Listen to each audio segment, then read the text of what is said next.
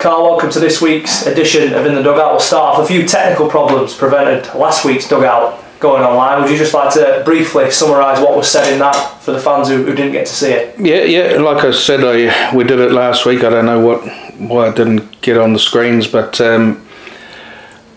well, if I sort of what really was the crux of it last week was everyone disappointed, and you know, I said if I wish I would have taken what Gary said to me after the game about me and Rich kind of come in for some, because you're not allowed to lose at Donny and all that stuff. But for me, the social media, you know, I can't have supporters, you know, verbally abusing each other on the social medias, and also the players and the staff.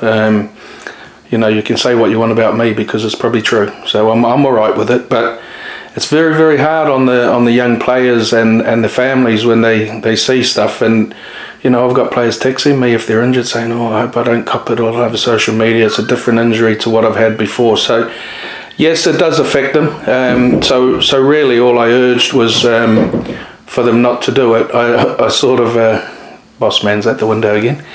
I sort of said, you know, to the boys, try not to look at it. But they're young, they're all on it. They see it and they cannot. So hopefully I've spoke to, you know, the moderators and asked them to keep a close eye on it, because the last thing we want is fans having a go at each other and all that sort of stuff. And you know, we're meant to support the club and support the players, and like I say, for me, you talk about me, that's great, because like I say, it's probably all true. And that's key, isn't it? Because the message at the start of the season was we're all in this together as one. We're going to have the good times, the wins, and then we're going to have defeats as well. So when it does get tough, we all need to stick together, because then eventually when the good times do come, then obviously everyone needs to be celebrating as one as well. Yeah, and listen, I was fuming myself after the Hunslet game, and heartbreaking to when we lose it. It affects us all, and we just need to control our emotions. And you know, the thing with me and Richard is we can do something about it, and we try our damnedest to do things about it and try and get it right. But I understand the frustrations of the fans. You know, we all want to get promoted, and there's no one more that wants to get promoted than me and Rich and the backroom staff and Pete Green and all the players. The players down here are a fantastic bunch of players, and you know, they hurt. Nobody sees what they go through as well, and they don't go out there to not perform. They want this club to do well. So you know, we just need to control things a little bit. You know, that my urge to them is, yeah, say, you know, you can say what you want. You're free to say what you want, but just err on the side of caution if you're picking out individuals. Some good news this week: Lewis Bainer strengthened the pack, signed on a month's loan from Hull FC, and I don't know if the fans have seen a few videos of him, but he's a real big man, isn't he? Of course, some problems for teams in this league. Yeah, and you know, these were little bits of the discussion on the back of Liam Harris, and you know, us pushing things, and that's the other thing I said. Whatever I do, I'll do for the best interest of our club. And you know, I sort of had give Hull a really tough time over the 3 or 4 days before the deal went through. Probably asked for a lot of things that I shouldn't have, but we've got a big month coming up, and yes, Lewis is a big man, and we're a big boy. He's only still a young fella, but he's looking forward to it, and we're looking forward to having him. We've got a really tough month coming up, so he's an added extra and one that we welcome with open arms. Just how much can he add to the pack we've already got here? And obviously the teams in this league, maybe we haven't seen players with his size, and you look at what he's done for London in the Championship, he's a good player to have. Oh, he was wanted not just by Hull. Hull won the race for him. You know, I understand there was Wigan, Warrington, St Helens, all these clubs are looking at him, a couple of NRL clubs, so he's got a future. But the boy wants to play, so he can come here, he can rip in, and you know, hopefully he can help us achieve what we want to achieve. But you know, in the position he plays, it's a really tough position, and you would think over the next 4 or 5 weeks we could pick up some knocks in that area. So we're trying to cover those bases. We thought we had a really decent, experienced half that potentially was going to join us, but as it turned out, his club has picked up an injury in that position, so they had to hold on to him, and that would have really, the supporters would have then thought, gee, now we know why we done what we did, and we did have some contingencies in place. One other positive this week as well, Liam Harris back in the squad for the Dons for the trip to Oldham as part of the dual reg, and that was always the message, wasn't it? When he first signed for Hull FC, there's always a possibility that he's going to come back here, and although it's sooner than planned, it's still going to be a positive for Rich this week. Yeah, Liam's with us. He's obviously cup tied, so he's had 2 really cracking Super League games. He's held his own, and against LKR and against Warrington, so he should come back very, very confident, and he'll lead us around the park. If he's had a taste of that Super League now, and then I'm certain he'll want to come here and really make a good account of himself, and make Radders think, well, I need to put him back in the league the week after.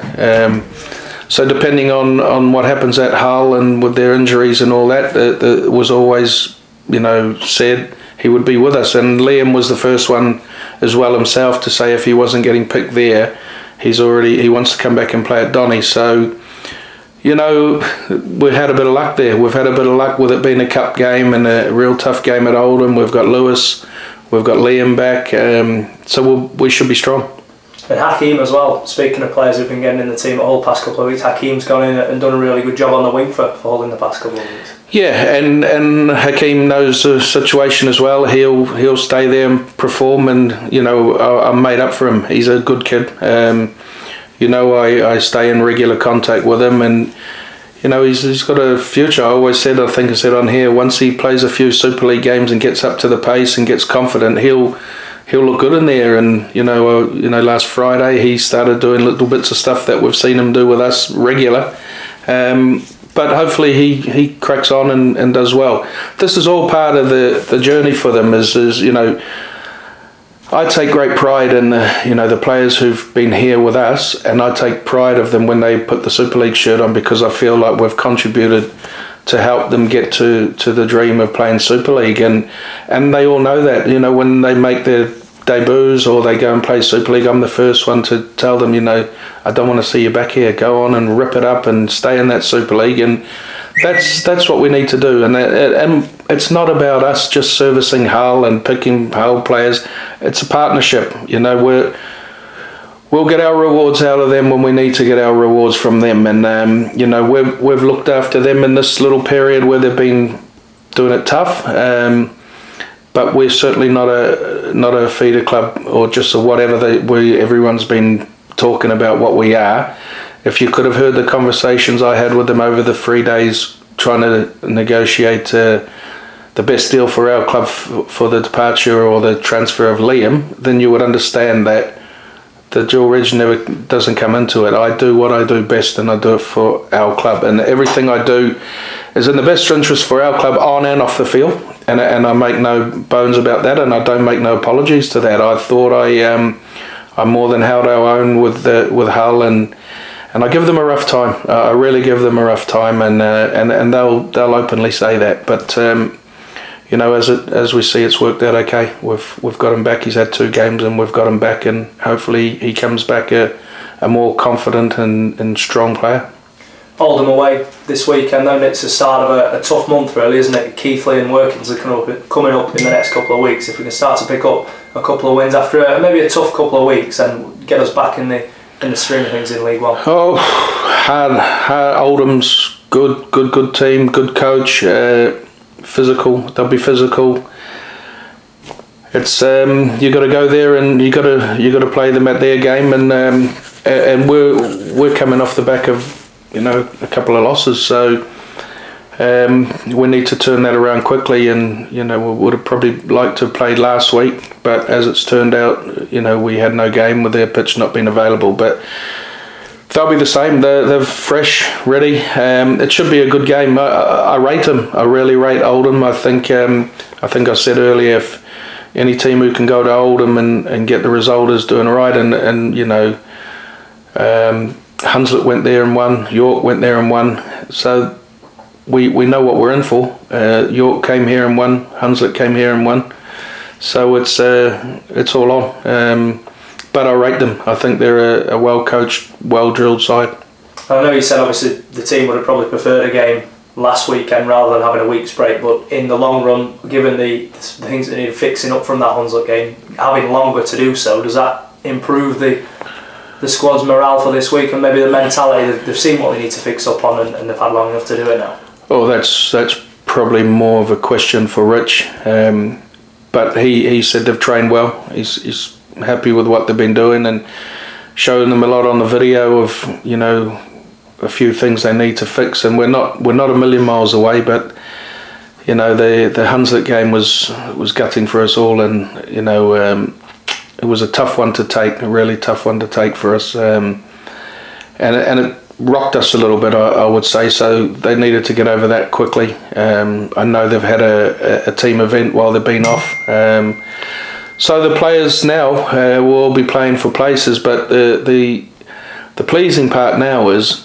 we know what we're in for the next 5 weeks, and it's great. We've got tough games, consecutive games, and maybe where Hunslet got us a little bit was they've had that tough period of games, and they may have just been up to the speed a little bit more than us. I don't know. It's not an excuse, but week in, week out, tough games that we're getting over this next 5 week is probably good. It's a good thing. So you know you're up for every game, whereas you know, winning games by 50-60 and then having a tough one is difficult. You probably can get into a false sense, and these tough games is where you stand up and be counted, and you see who you got in the troops who want to stand up and be counted and put their hand up to take those tough carries, and come the end of these 5 weeks we'll know a lot more about our club.